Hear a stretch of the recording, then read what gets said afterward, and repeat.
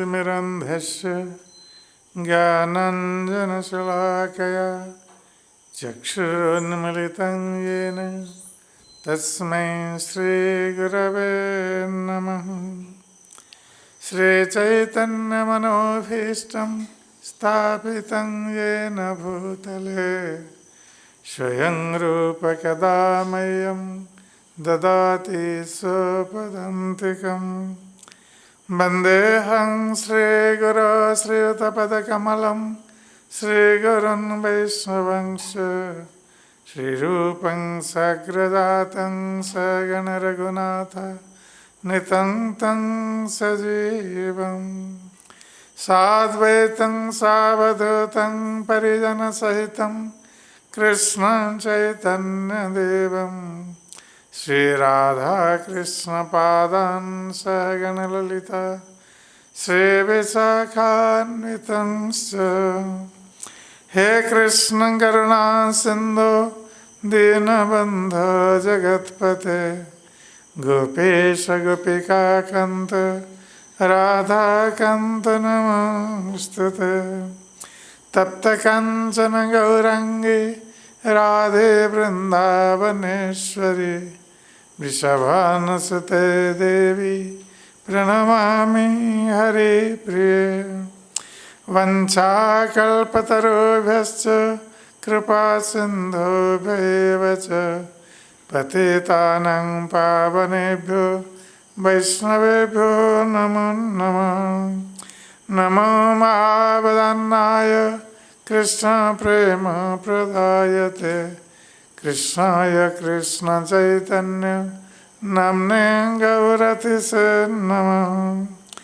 जय श्री कृष्ण चैतन्य प्रभु नित्यानंद श्री अद्वैत गदाधर श्रीवासादि गौरभक्तवृंद।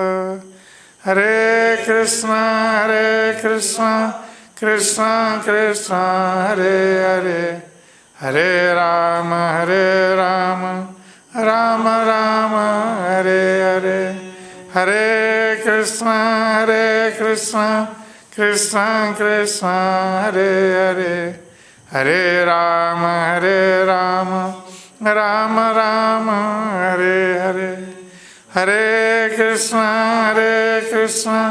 कृष्ण कृष्ण हरे हरे हरे राम राम राम हरे हरे।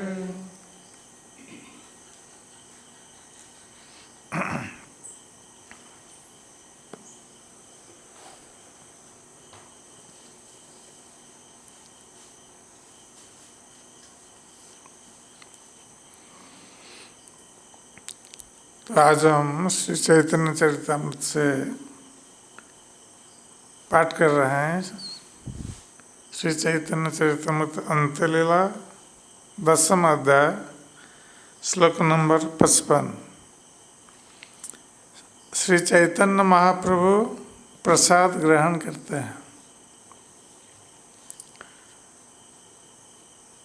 तो हम लोग श्रवण कर रहे थे कि किस प्रकार प्रतिवर्ष बंग देश से भक्त लोग नीलाचल आते थे श्री चैतन्य महाप्रभु का दर्शन करने के लिए और श्री जगन्नाथ जी का दर्शन करने के लिए। और चातुर्मास्य में नीलाचल में भक्त लोग रहते थे चैतन्य महाप्रभु के साथ, नाम संकीर्तन आदि लीला करते थे। तो एक वर्ष जब बंगदेश से भक्त लोग आए तो उस समय जगन्नाथ जी का नरेंद्र सरोवर में चंदन यात्रा उत्सव चल रहा था। और बंगदेश के भक्तगण जब नरेंद्र सरोवर के पास पहुँचे तो वहीं पर चैतन्य महाप्रभु और उनके पार्षदों के साथ भेंट हुई। तो श्री चैतन्य महाप्रभु ने अपने भक्तों के साथ नरेंद्र सरोवर में जल विहार किया। उसके पश्चात वो जगन्नाथ जी के मंदिर में गए दर्शन करने के लिए वहाँ से आकर जगन्नाथ जी का प्रसाद सेवन किया और सारे भक्तों को चैतन्य महाप्रभु ने अपने अपने निवास स्थान पर भेज दिया, जहाँ प्रतिवर्ष आकर वो रहा करते थे। और इसके साथ साथ हम लोग चर्चा कर रहे थे कि किस प्रकार राघव पंडित प्रतिवर्ष चैतन्य महाप्रभु के लिए कुछ विशेष सूखा खाद्य पदार्थ बनाकर लाते थे, जिसको चैतन्य महाप्रभु सारा वर्ष वो ग्रहण कर सकते हैं। तो जिसमें आचार और ऐसे कुछ वस्तुएं थी जो रह सकता है, नष्ट नहीं होता है। और चैतन्य महाप्रभु को प्रतिदिन गोविंद कुछ कुछ ग्रहण करने के लिए देते थे। तो इस प्रकार एक वर्ष तक चलता था। फिर दूसरे वर्ष राघव पंडित पुनः इन सारी वस्तुओं को लेकर आते थे और फिर वही वस्तु दूसरे वर्ष के लिए प्रयोग वस्तुएं होती थी। तो राघव पंडित इस वर्ष जो झाली, जिसको कहा जाता है राघवेर झाली, राघव पंडित की झाली अर्थात बोझा, जिसमें ये सारी वस्तुओं को लेकर थैली में ले आते थे, तो उसको लाकर गोविंद जो चैतन्य महाप्रभु के निजी सेवक थे, तो राघव पंडित ने गोविंद को समर्पित किया।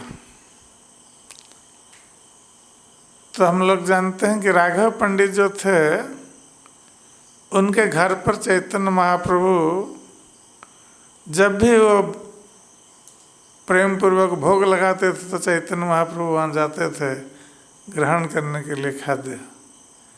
क्योंकि राघव पंडित कोई साधारण भक्त नहीं थे, ये स्वयं धनिष्ठा गोपी थे। और हम जानते हैं कि कृष्ण लीला में धनिष्ठा गोपी भगवान कृष्ण को तरह तरह के खाद्य द्रव्य प्रदान करती है और भगवान कृष्ण का जो अवशेष रह जाता है उसको लाकर श्रीमती राधा रानी को देती है। और श्रीमती राधा रानी कृष्ण का प्रसाद, अवशेष प्रसाद पाने के उपरांत बाकी सारी गोपियाँ कृष्ण का प्रसाद सेवन करती थी। तो ये राघव पंडित जो धनिष्ठा गोपी थे कृष्ण लीला में, और उनकी बहन जो दमयंती देवी, तो वो कृष्ण लीला में गुणमाला गोपी थी। तो इस प्रकार राघव पंडित के घर में बहुत उत्कृष्ट द्रव्य सब प्रस्तुत किए जाते थे भगवान को भोग लगाने के लिए। और वस्तुतः ऐसा होना ही चाहिए, जब भगवान को हम भोग लगाते हैं तो सर्वोत्कृष्ट द्रव्य हमें लगाना चाहिए भगवान को भोग, जो स्वादिष्ट, सुदृश्य और सुस्वाद्य, स्वादिष्ट हुआ, सुस्वास्थ्य और सुगंधित, ये खाद्य के गुण होते हैं। सो जिस खाद्य में 4 प्रकार के गुण दृष्टिगत होते हैं, जो देखने में तो बहुत आकर्षक लगता हो वो खाद्य, और जब उसको खाया जाता है तो स्वादिष्ट होता है, उसका बहुत अच्छा स्वाद होता है, और स्वास्थ्य के लिए वो स्वास्थ्यकर होता है और सुगंधित होता है। कभी कभी ऐसा खाद्य जब रंधन करते समय भी उसकी सुगंध आ जाती है। तो ये खाद्य के गुण हैं।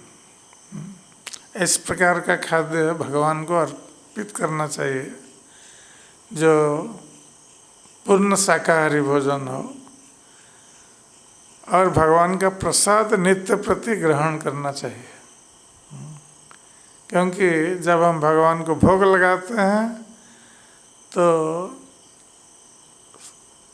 सारे पाप जो हैं उस द्रव्य में वो नष्ट हो जाते हैं, वो द्रव्य शुद्ध हो जाता है जब भगवान को भोग लगाया जाता है, और वो प्रसाद बन जाता है। वो भोग प्रसाद बन जाता है, इसलिए वो पाप रहित होता है। भगवत गीता में भगवान कृष्ण कहते हैं भुंजते ते त्वघं पापम ये पच्यन्ति आत्म कारणात्। जो अपने लिए भोजन प्रस्तुत करते हैं, भगवान को भोग नहीं लगाते हैं, चाहे वो शाकाहारी भोजन भी क्यों ना हो, तो भगवान कृष्ण कहते हैं कि वो लोग पाप ही खाते हैं। क्योंकि साग सब्जियों का भी जीवन होता है, किंतु जब हम भोग लगाते हैं भगवान को तो साग सब्जियों को रंधन करने पर जो पाप होता है वो नष्ट हो जाता है। क्योंकि वृक्ष लता ये इनके जीवन होता है, किंतु जीवन धारण करने के लिए हमें खाना पड़ता है। इसलिए कभी कभी लोग प्रश्न करते हैं कि आप लोग कहते हैं कि शाकाहारी भोजन करने के लिए, किंतु वृक्षलताओं का भी तो जीवन होता है, तो फिर आप लोग उसको तो खाते हैं, उसमें पाप कैसे नहीं लगेगा? पाप तो लगेगा। तो इसका उत्तर है कि उसमें भी पाप लगेगा। यदि हम शाकाहारी भोजन प्रस्तुत करते हैं किंतु भगवान को भोग नहीं लगाते हैं, तो भगवान कृष्ण कहते हैं कि हम पाप ही खाएंगे। किंतु जब भगवान को भोग लगा देते हैं तो वो द्रव्य पापों से मुक्त हो जाता है। इसलिए कहा गया है कि यज्ञ शिष्टा सिन्हा संतो मुच्यन्ते सर्व किल्बिषे। भगवान कृष्ण कहते हैं गीता कि यज्ञ का अवशिष्ट अन्न, अर्थात भगवान कृष्ण को यज्ञ पुरुष कहा गया है, उनका दूसरा नाम यज्ञ है। तो उनको जो अर्पित द्रव्य है, अवशेष है, प्रसाद है, वो सारे पापों से, वो सारे व्यक्ति जो प्रसाद ग्रहण करता है उस व्यक्ति को सारे पापों से मुक्त कर देता है वो प्रसाद भगवान का। इसलिए हमें सदा सर्वदा ध्यान रखना चाहिए कि हम जो खाद्य ग्रहण कर रहे हैं ये पहले भगवान को भोग लगाया गया या नहीं।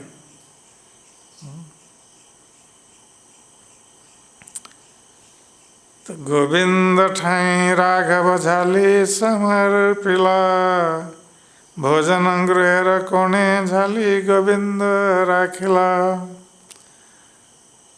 तो राघव पंडित ने जो द्रव्य जो लाए थे राघव पंडित चैतन्य महाप्रभु के लिए बना करके, तो उस थैला को गोविंद को सौंप दिया, क्योंकि गोविंद चैतन्य महाप्रभु के व्यक्तिगत सेवक थे। इसलिए वो चैतन्य महाप्रभु को उससे निकाल करके दे सकते हैं भोजन के समय। तो गोविंद ने क्या किया कि भोजन गृह जहाँ चैतन्य महाप्रभु भोजन करते थे जिस घर पर, तो उस घर के कोने में उस थैला को रख दिया गोविंद ने। वहाँ पर क्यों रखा? इसलिए कि चैतन्य महाप्रभु जब भी भोजन करेंगे वहाँ से निकाल करके वो दे सकते हैं आसानी से।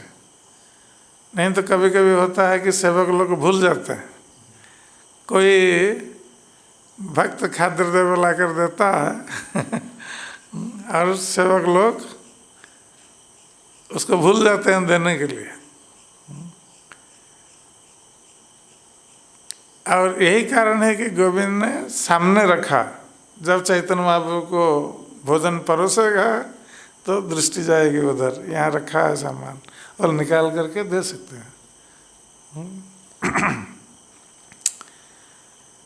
पूर्ववत्सरे रझाली आजाड़ करिया, द्रव्य भरिवारे राखे अन्न गृहे लया। तो गोविंद ने पिछले वर्ष के जो थैले थे, राघव गोस्वामी पिछले वर्ष भी लाए थे, तो उसमें जो बचा खुचा था उसको निकाल करके खाली कर दिया, उसको लेकर दूसरे कमरे में रखा।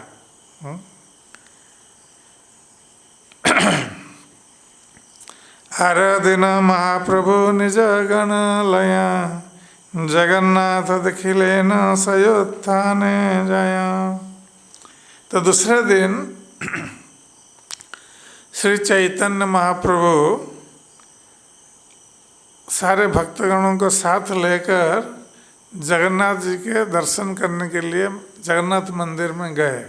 किस समय गए? जब जगन्नाथ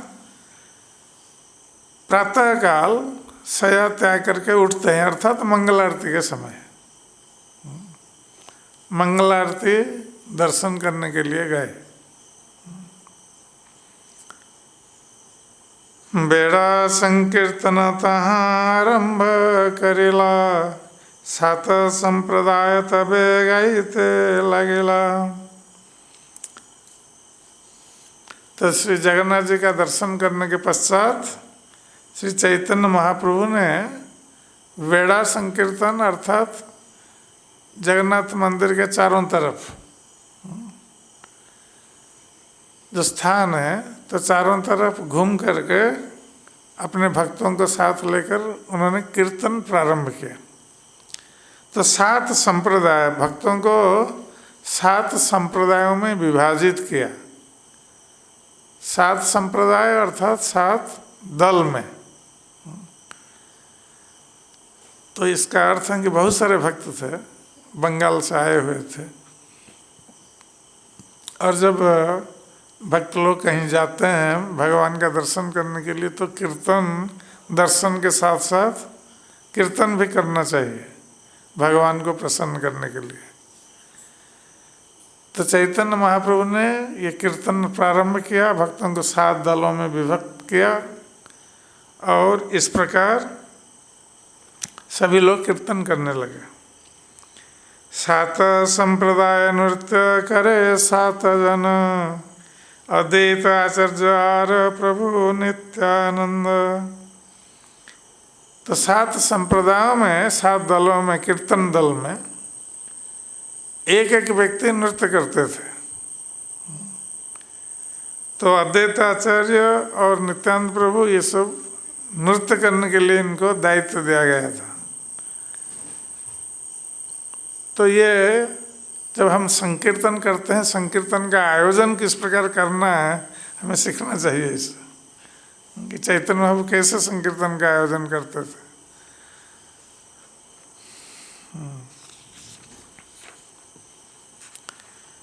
वक्रेश्वर अच्युतानंद पंडित श्रीवास, सत्यराज खानार नरहरिदास। तो अन्य जो दल थे उनमें नर्तक थे वक्रेश्वर पंडित, अच्युतानंद, पंडित श्रीवास, सत्यराज खान और नरहरिदास।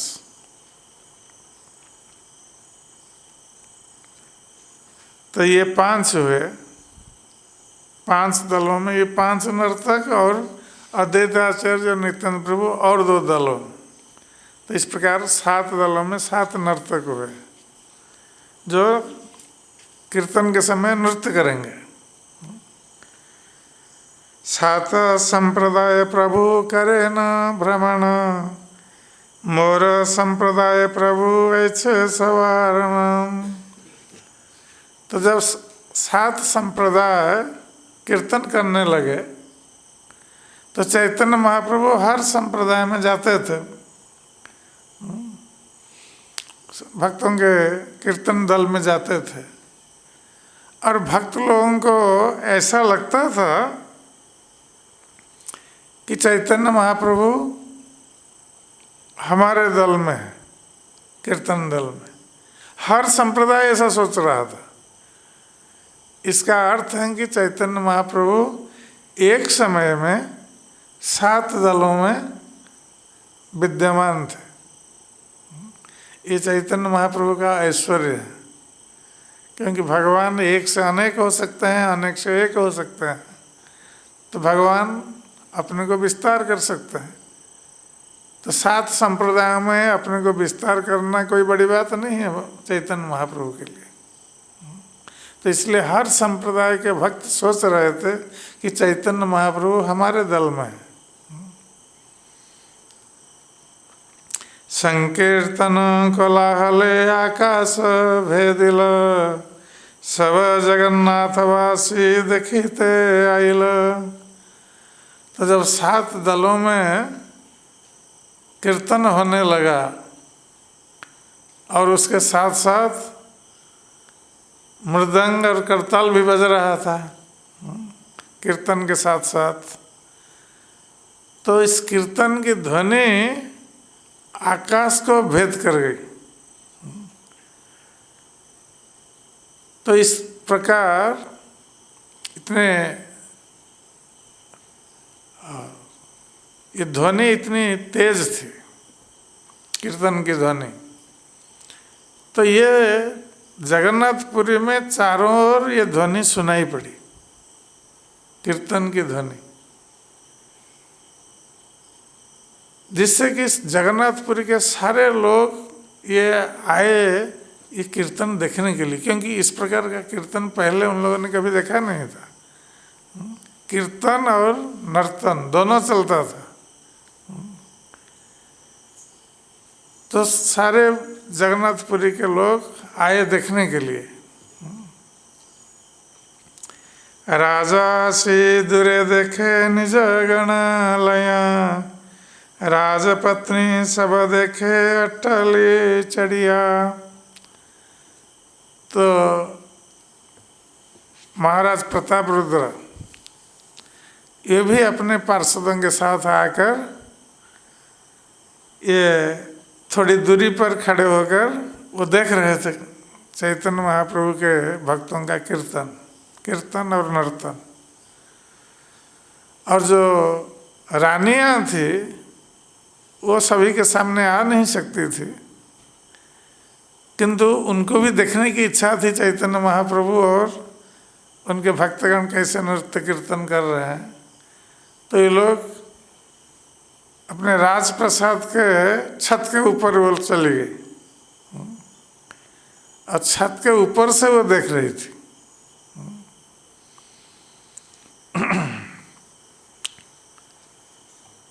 कीर्तन आटोपे पृथ्वी करे टलमल, हरि ध्वनि करे लोक हाइल कोलाहल। हरि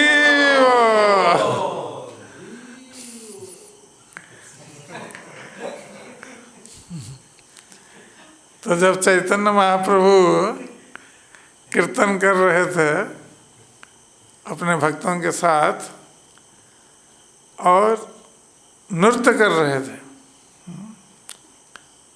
भक्तगण नृत्य कर रहे थे और चैतन्य महाप्रभु भी नृत्य कर रहे थे, तो उस समय पृथ्वी हिलने लगी।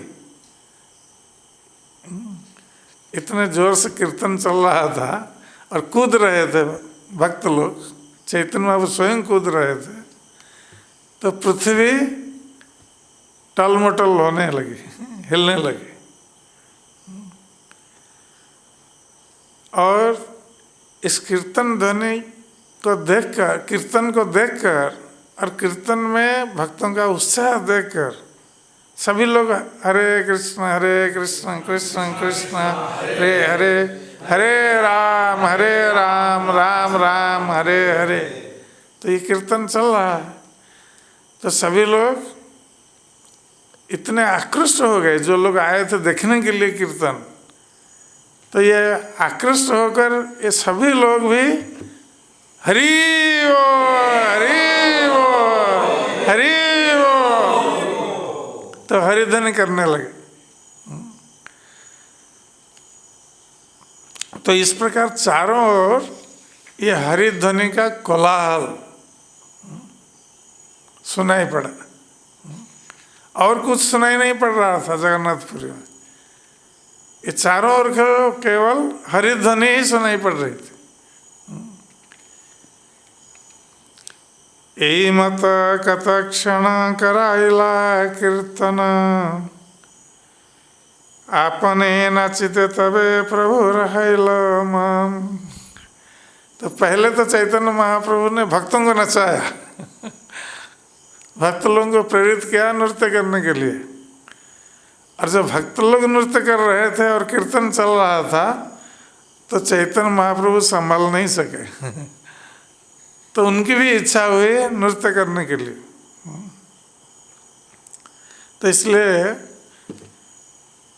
चैतन्य महाप्रभु ने क्या किया, सातदी के सात संप्रदाय गाय बाजाय, मध्य महाप्रेमावेश नाचे गौररा।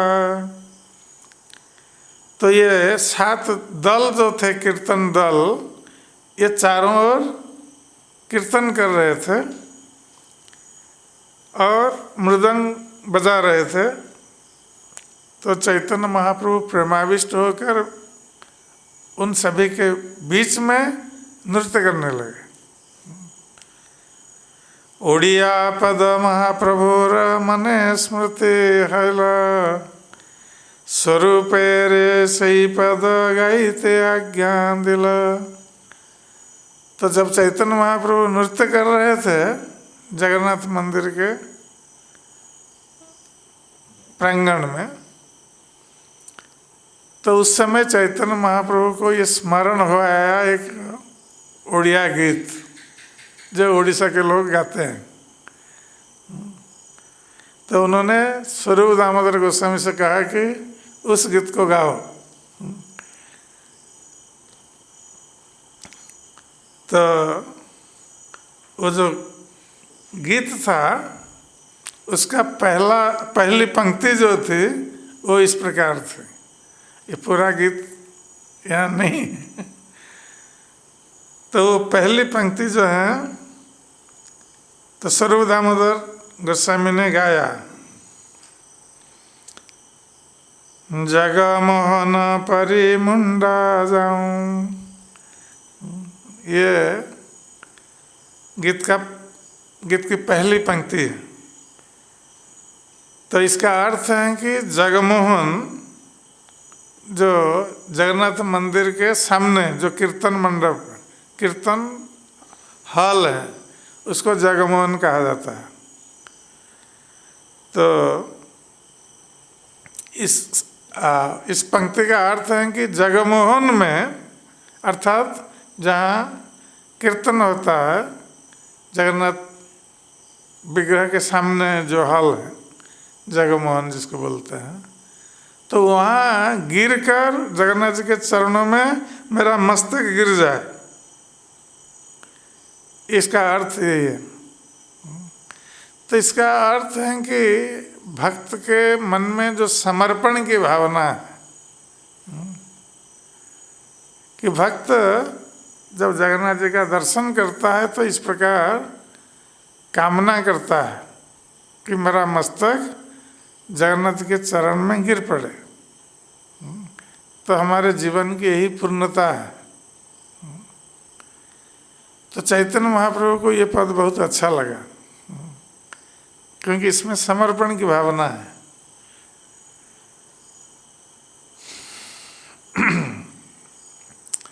यही पदे नृत्य करे न परम आवेश, सब लोक चौदिगे प्रभुर प्रेम जले भासे। तो इस पद को सुनकर चैतन्य महाप्रभु प्रेमाविष्ट होकर नृत्य कर रहे हैं। और जब प्रेमाविष्ट होकर नृत्य कर रहे हैं तो उनकी आंखों से प्रेमाश्रु की धाराएं ये पिचकारी के समान निकल रही थी। ऐसे तो अश्रु की धारा साधारण रूप से हमारे नीचे आंखों के नीचे बह जाती है, गाल होकर नीचे गिरती है। क्योंकि चैतन्य महाप्रभु जब प्रेमाविष्ट होते थे और उनकी आंखों से जो प्रेमाश्रु निकलते थे वो पिचकारी के समान आगे निकलते थे और दूर दूर तक जाके पड़ते थे। ये थोड़ा थोड़ा नहीं निकलते थे, एक साथ। इसलिए जो आगे और पास खड़ा रहता था वो भीग जाता था चैतन्य महाप्रभु के प्रेमाश्रु से। तो वही बात यहाँ कहा जा रहा है कि दूसरे लोग चैतन्य महाप्रभु के प्रेमाश्रु से, प्रेम जल से वो लोग तैर रहे थे।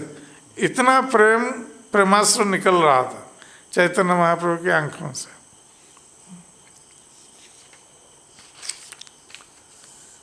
बोल बोल बलेन प्रभु श्री बाहु तुलिया, हरि ध्वनि करे लोक आनंदे भाष्या। हरि वो, हरि वो, हरि वो। तो चैतन्य महाप्रभु को ये पद इतना अच्छा लग रहा था और वो आनंद में नृत्य कर रहे थे प्रेमाविष्ट होकर। तो बार बार स्वरूप दामोदर गोस्वामी को बोल रहे थे, बोल बोल बोल। तो स्वरूप दामोदर गोस्वामी बोलते थे, उसी पद को रिपीट करते थे बार बार, क्योंकि चैतन्य महाप्रभु को यही पंक्ति अच्छी लगती थी। और चैतन्य महाप्रभु इसको सुनकर जब उद्दंड नृत्य करते थे जोर जोर से कूद करके, तो लोग चैतन्य महाप्रभु के उद्दंड नृत्य को देखकर बहुत आनंदित और उत्साहित हो जाते थे। इसलिए सभी लोग हरि वो, हरि वो, हरि वो, तो हरिध्वनि करने लगते थे। प्रभु पड़ी मूर्छा जाय श्वास नहीं और, आचंबिते उठे प्रभु करिया हुंकार। तो प्रेमाविष्ट होकर ये प्रेम दशा में एक दशा है मूर्छा। तो जब प्रेम की दशा बढ़ जाती है तो उस समय व्यक्ति मूर्छित हो जाता है। तो चैतन्य महाप्रभु जब प्रेमाविष्ट होकर आनंद में नृत्य कर रहे थे तो प्रेमाविष्ट होने के कारण वो मूर्छित होकर नीचे गिर पड़े। और जब नीचे गिर पड़े तो सभी भक्त लोग उनके पास आए चैतन्य महाप्रभु को उठाने के लिए। तो सभी ने देखा कि चैतन्य महाप्रभु का श्वास प्रश्वास नहीं चल रहा है। तो सभी लोग बहुत भयभीत हो गए कि जब श्वास प्रश्वास नहीं चलता है, बंद हो जाता है, इसका अर्थ क्या है? क्या है इसका अर्थ? श्वास प्रश्वास जब नहीं चलता है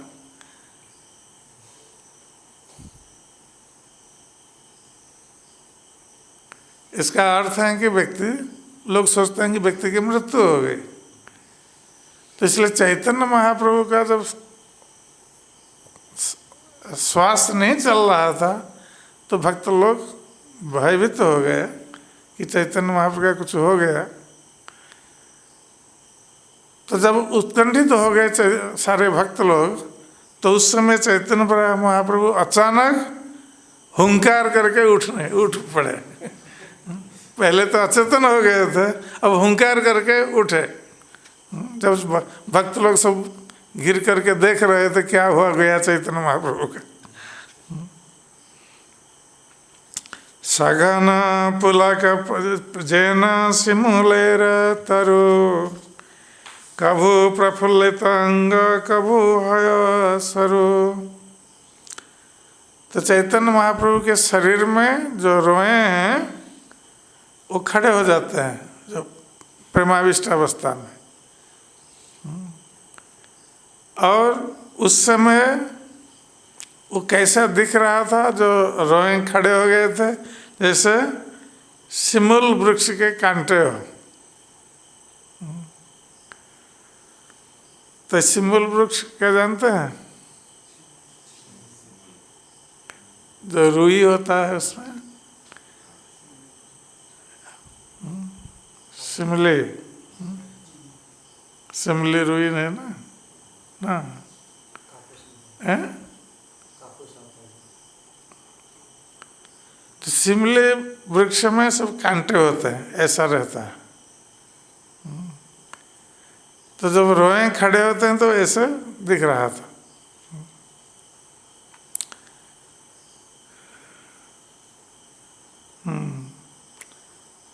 तो चैतन्य महाप्रभु का शरीर कभी प्रफुल्लित होने से फुला हुआ दिखता था और कभी बहुत क्षीण हो जाता था, पतला, दुबला पतला हो जाता था, प्रेमाविष्ट होने के कारण ये परिवर्तन देखा जाता था। प्रतिरोम कुपेहय प्रस्वेद रक्तोद्गम जग जज गग परिमुमु गदगद वचन। तो उनके शरीर के प्रत्येक रोमकूप से पसीना आ रहा था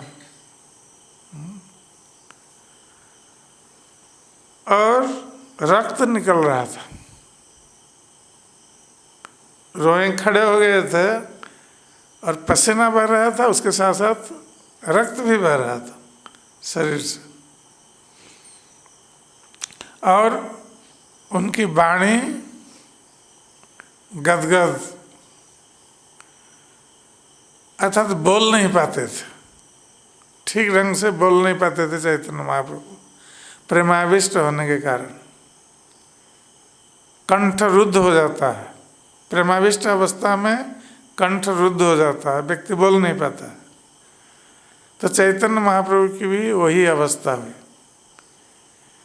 और जब कंठ रुद्ध हो गया तो चैतन्य महाप्रभु उसी पद को गाना चाह रहे थे जो स्वरूप दामोदर गोस्वामी गा रहे थे कि जग मोहन परी मुंडा जाऊ। तो उसको गाना चाह रहे थे स्वयं। पहले तो स्वरूप दामोदर गोस्वामी को उन्होंने कहा था कि बोलो, और बार बार कह रहे थे बोलो बोलो। तो बार बार स्वरूप दामोदर गोस्वामी उस पद को गा रहे थे, किंतु चैतन्य महाप्रभु प्रेमाविष्ट होकर जब स्वयं गाने के लिए चाह रहे थे, गा नहीं पा रहे थे, क्योंकि उनकी वाणी अवरुद्ध हो गई थी, कंठ रुद्ध हो गया था। इसलिए जगमोहन परी मुंडा जाऊ बोलने के लिए वो क्या बोल रहे थे? जज, जगमोहन को जज बोल रहे थे। और ज ग, तो ज को दोबारा बोल रहे थे जज, ग गग, परी मुंडा मुमु बोलते थे।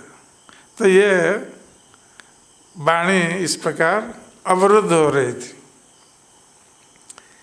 एक एक दंत जेन पृथक पृथक नड़े, ऐसे नड़े दंत जेन भूमि खसे पड़े। और प्रेमाविष्ट होने के कारण चैतन्य महाप्रभु के सारे दांत हिलने लगे और ऐसा लग रहा था कि ये दांत सब एक दूसरे से अलग हो रहे हैं और किसी भी समय भूमि पर गिर पड़ेंगे।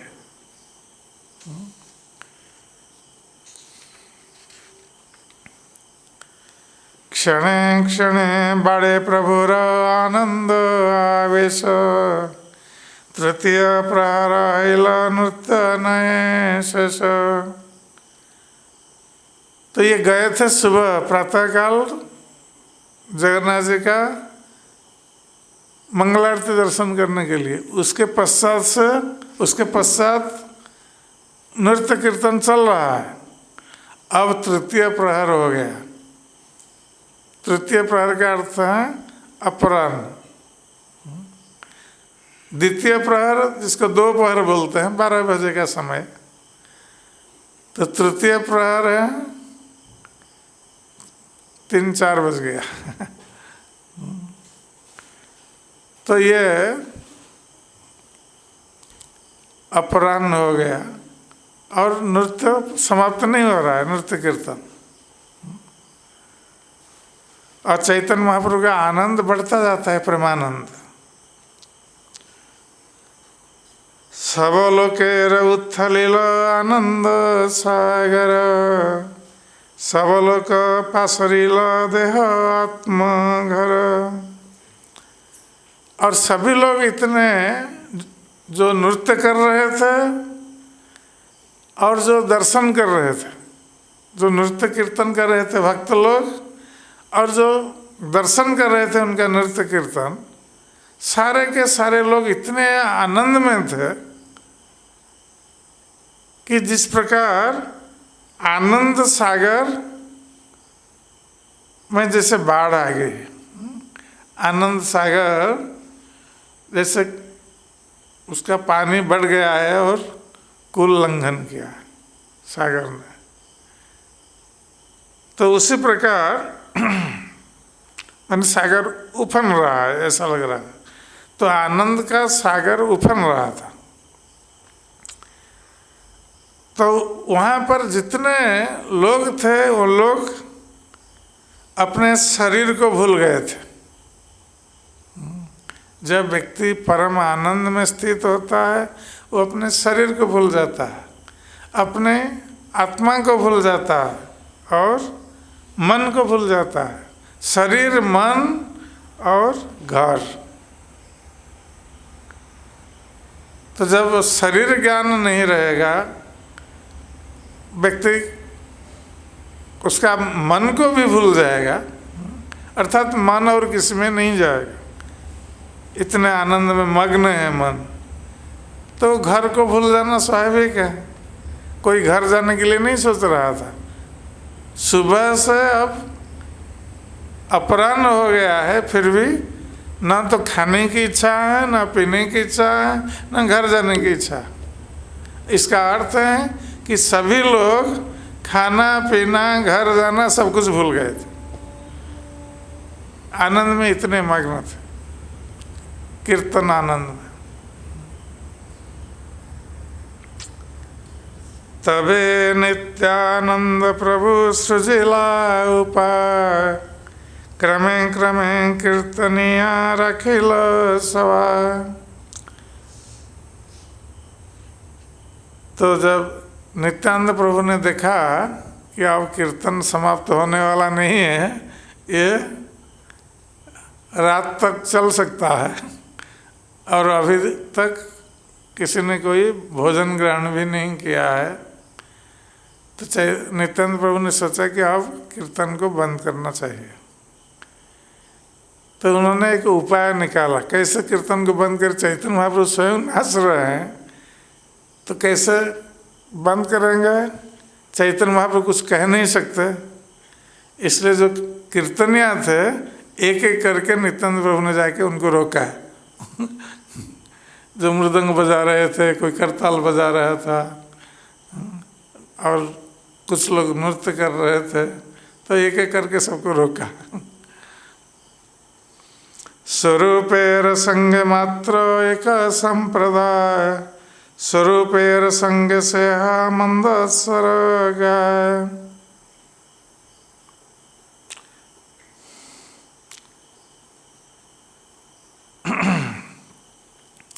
तो ये 7 संप्रदाय थे। तो नित्यानंद प्रभु ने एकाएक तो बंद नहीं कर सकते कीर्तन, क्योंकि चैतन्य महाप्रभु नृत्य कर रहे हैं। तो दूसरे संप्रदाय के जो कीर्तनिया थे उनको एक एक करके रोक दिया। अंत में एक संप्रदाय रह गया कीर्तन करते हुए। तो नित्यानंद प्रभु ने उन लोगों का उनको रोका नहीं, क्योंकि चैतन्य महाप्रभु नृत्य कर रहे हैं, प्रेमाविष्ट अवस्था में है। इसलिए 6 संप्रदाय को तो रोक दिया पूरा का पूरा, उनका कीर्तन बंद हो गया। अब एक संप्रदाय को नित्यानंद प्रभु ने रोका नहीं, किंतु उनको कहा कि तुम धीरे धीरे गाओ, जोर से मत गाओ। क्यों? धीरे धीरे गाने का अर्थ है कि उसमें उत्साह भी कम होता जाएगा।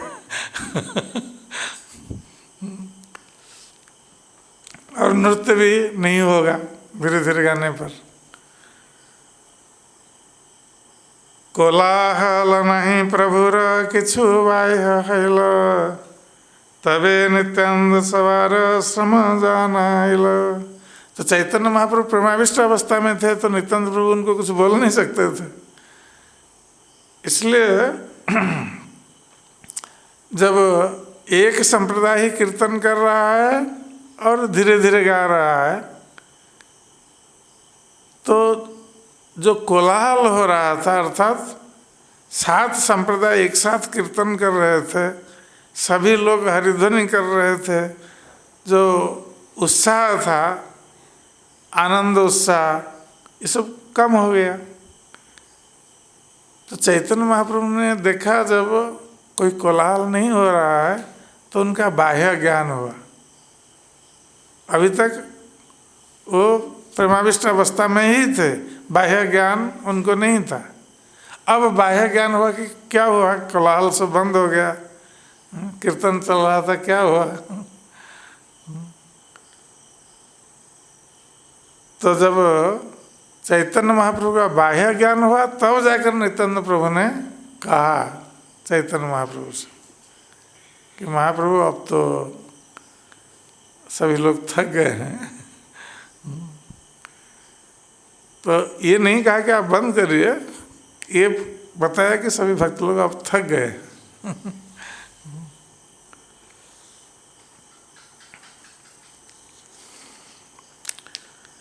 भक्त श्रम जानी कैला कीर्तन समापन, सवाल यहाँ से कैला समुद्र स्नापन।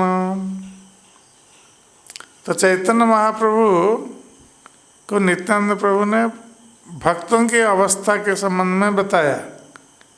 ये नहीं कहा कि आप कीर्तन अब बंद करिए, नित्यानंद प्रभु ने ऐसा नहीं कहा, क्योंकि जो गुरुजन स्थानीय लोग होते हैं उनको ऐसा नहीं कहा जाता है कि आप बंद करिए। ये सीखना चाहिए वस्तुतः कि भक्तों का कैसा व्यवहार है। चैतन्य लीला इस प्रकार की लीला है, इसमें वैष्णवों का व्यवहार कैसा होना चाहिए ये शिक्षा हमें प्राप्त होती है। तो चैतन्य महाप्रभु स्वयं भगवान है, नित्यानंद प्रभु भी भगवान है, बलराम। फिर भी चैतन्य महाप्रभु के प्रति अनुगत्य और सम्मान का भाव होने के कारण वो चैतन्य महाप्रभु को ये नहीं कह रहे हैं कि प्रभु अब तो समय हो गया, अधिक हो गया, अब बंद करिए कीर्तन, ऐसा नहीं कर रहे हैं। किंतु उनकी इच्छा है कि कीर्तन बंद हो, किंतु कह रहे हैं कि भक्त लोग थक गए, इतना कह रहे हैं। और वो जानते हैं कि चैतन्य महाप्रभु भक्त वत्सल है। चैतन्य महाप्रभु भक्तों का दुख सहन नहीं कर सकते, भक्तों का कष्ट सहन नहीं कर सकते। इसलिए नित्यानंद प्रभु जानते थे इस बात को कि चैतन्य महाप्रभु भक्तों का दुख सहन नहीं कर पाएंगे, इसलिए उन्होंने कहा कि भक्त लोग थक गए हैं, भक्तों का अब कष्ट हो रहा है। तो भक्तों का कष्ट सुनकर चैतन्य महाप्रभु ने तुरंत बंद कर दिया कीर्तन, और कीर्तन बंद करके सारे भक्तों को साथ लेकर, अभी तक मध्याह्न स्नान नहीं हुआ था, अपराह्न हो गया है, तो सारे भक्तों को लेकर समुद्र में स्नान करने के लिए चले गए और समुद्र में जाकर स्नान किया। सबलया प्रभु कैला प्रसाद भोजन, सवारे विदाय दिला करे थे शयन। तो समुद्र में स्नान करने के उपरांत अब किसी ने भोजन नहीं किया है, प्रातःकाल से भोजन नहीं किया है, तो चैतन्य महाप्रभु सभी को साथ लेकर भोजन किया और सभी को विश्राम करने के लिए अपने निवास स्थान पर जाने के लिए आदेश दिया।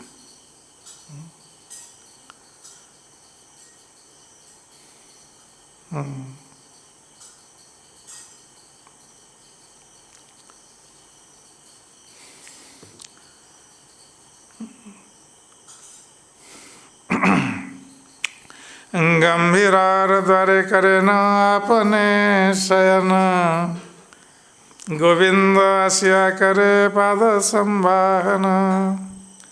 तो ये चैतन्य महाप्रभु की ये नित्य व्यवस्था थी कि चैतन्य महाप्रभु भोजन करने के पश्चात थोड़े समय के लिए विश्राम करते, और उस समय गोविंद क्या करते थे, जो उनके सेवक थे वो जाकर चैतन्य महाप्रभु का पाद संवाहन करते, चरण दबाते। ये प्रतिदिन गोविंद ऐसा करते। तो उस दिन क्या हुआ, तो चैतन्य महाप्रभु ने प्रसाद ग्रहण किया और सारे भक्तों ने भी प्रसाद ग्रहण किया, सभी को अपने अपने निवास स्थान पर भेज दिया विश्राम करने के लिए।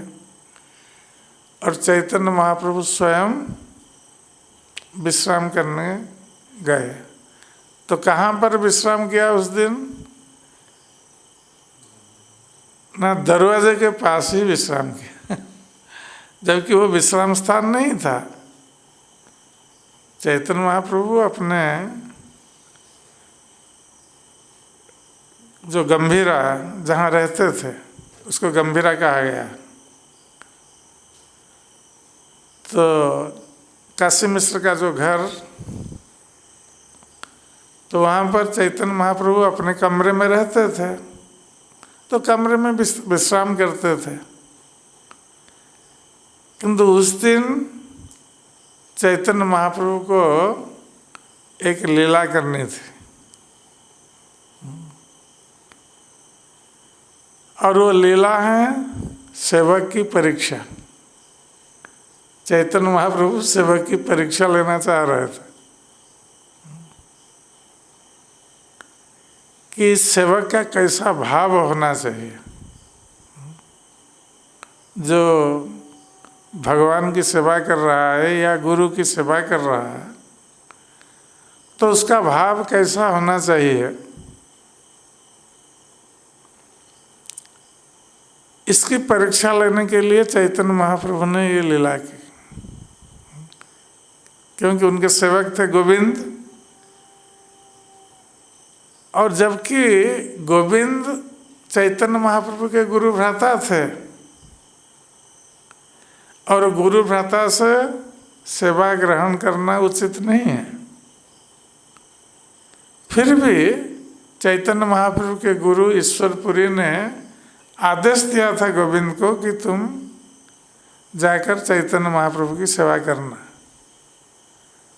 इसलिए गोविंद आए थे चैतन्य महाप्रभु के पास, और चैतन्य महाप्रभु पहले नहीं चाहते थे अपने गुरु भ्राता से सेवा लेने के लिए, किंतु जब गुरु का आदेश था इसलिए उन्होंने ग्रहण किया सेवक के रूप में गोविंद को। फिर भी चैतन्य महाप्रभु परीक्षा ले रहे हैं गोविंद की।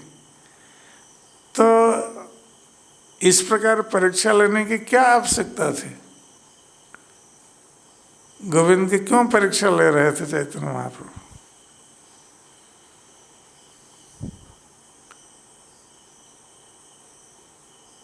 क्योंकि इस परीक्षा के माध्यम से चैतन्य महाप्रभु सारे भक्त समाज को कुछ शिक्षा देना चाह रहे थे कि भक्तों में, वैष्णवों में सेवा का भाव कैसा होना चाहिए।